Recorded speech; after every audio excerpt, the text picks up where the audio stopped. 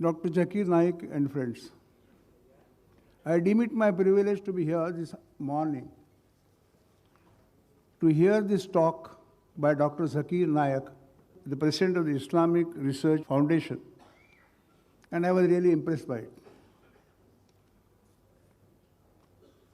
I am a Hindu, but don't go to the temples. Neither introduce religion in my politics. I belong to the Congress. Here, those who came to hear Dr. Zakir Naik should have seen and realized that he is a person who has to do with Islam religion, and he will speak only on Islam religion. And I feel it very unhappy that some of the people who introduce religion in politics tried to obstruct his speech by asking inconvenient questions. May I ask them a question? Have they read Vedas? Have they read Upanishads? Have you read any of the religious scripts? Or because it is convenient to be a Hindu to come in power, they want to canvass religion? My submission is, most respectful submission is, here I came to hear a Muslim scholar on the topic what his religion wants to convey. Whether I accept or I don't accept is another thing. But I will tell you that the Hindu religion is there for thousands of years, and Islam religion has come 1400 years back. It is a religion which has come up after seeing the torture done by other religions on the people of the world, and therefore that is a religion which is more socialistic and has given more the method also how to implement. I remember in 1978 when I contested from Thana, from this beauty, I met my friend Advocate, and he gave me the translation of Quran in English, which I had gone through before I contested election. I still remember to have read The Contribution of the Muslim in the Freedom Movement of India, a book written by author, and I am to tell my friends here who are talking about the religion and Hinduism, that it was the Wahhabis who first stood against the British in 1833. It is not the Hindu that collected together to fight the Battle of Independence. It was the Muslim who fought the Battle of Independence. It is unfortunate that both of us don't go together. It is unfortunate for this country but it is really equally unfortunate that some persons want to canvass it and make it a point in politics to introduce religion. I am really impressed by the speech. I have learned a lot. Not that I agree with whatever he has said, but it's a way of thinking and certainly deserves serious consideration. And I am thankful to him. I thank you all.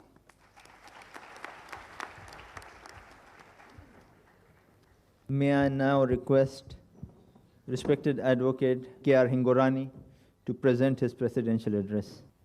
Dr. Naik, Hegde Sahab, my friends, I'm really honored to have been asked to preside over this function, though of course in a vacancy-filling manner. But even then, I'm really proud to be here and associated with the thoughts which are expressed by Dr. Naik. I'm not an expert on any religion, either mine or of Dr. Zakir's. But one thing I can claim, that I was born in a place where Islam was first brought in to the shores of India. I come from a province known as Sindh.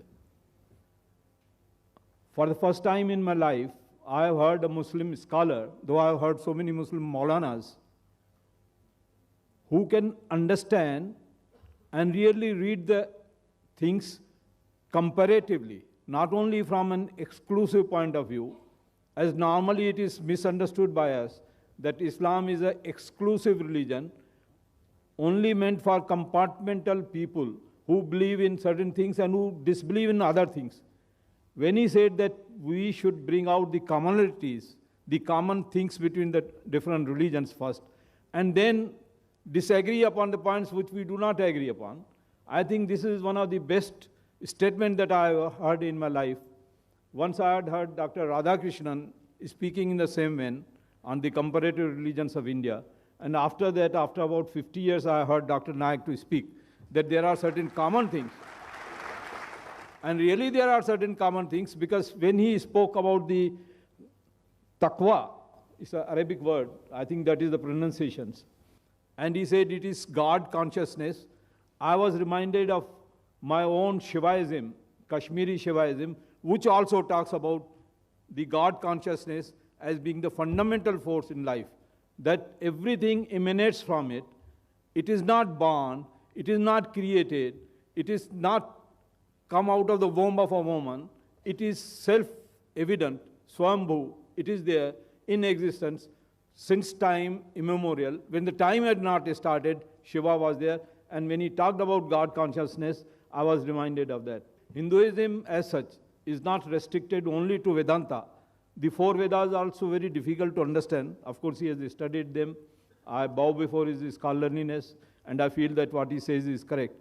And I quite agree with him that Hindu word is a geographical connotation, and I'm proud to say that it came into existence because of the Sindh. When the foreigners came to India, they tried to cross the Indus River, especially Sikandar. And he said that it is Sindhu. It was told to him that the name of this river is Sindhu. And being an Iranian or a Unani, he could not pronounce Sindhu. He said it is Hindu. Hafta Hindu, they call 7 rivers as Hafta Hindu, 7 rivers. So I'm proud that the word Hindu has come because the Sindh was there. And really in India, we need this type of thing, because much misconception has gone there that Muslims are terrorists. Somebody asked a question. I mean, I think this is the most reprehensible statement that was ever made, that Muslims are terrorists. This is all nonsense, and it should be curbed. And it is because of this that we feel that we are so insecure in this country. You cannot treat a Muslim as a terrorist because he is a Muslim. He is a fundamentalist. If he is a fundamentalist of the color of Dr. Naik, I welcome him. I'll welcome him to my house. And you must also know, of course, I have to talk about these things which I never wanted, because when I came, I had a spiritual experience by his talk. But then recently, 2-3 days back, there was a news in the paper that the front man for the person in Dubai is a Hindu. I'm referring to Dr. Ramesh Sharma. He is the man who they claim to be the person who coordinated all the works of Dawood sitting in. Now, whom will you say? A Hindu is a terrorist or a Muslim is a terrorist? Therefore, please forget these things. Forget about Muslims have been there. Bad kings from Muslims were there, bad kings from Hindus were there, and they need to be improved. But you can't say or hold anything against Dr. Naik for what Alauddin Khilji did in his times, or what Aurangzeb did to his brothers, or what Akbar did. These things are nonsense. These are facts of history which you have to gloss over. You want to live in this country. Try to understand the common things between the parties. Bring them out. I'll request Dr. Naik to go into Hindu congregations and try to make them understand what Islam stands for. And as far as my personal belief is concerned, I think Islam is one of the greatest things that has happened to this world. Thank you very much for giving me this honor and hearing me out.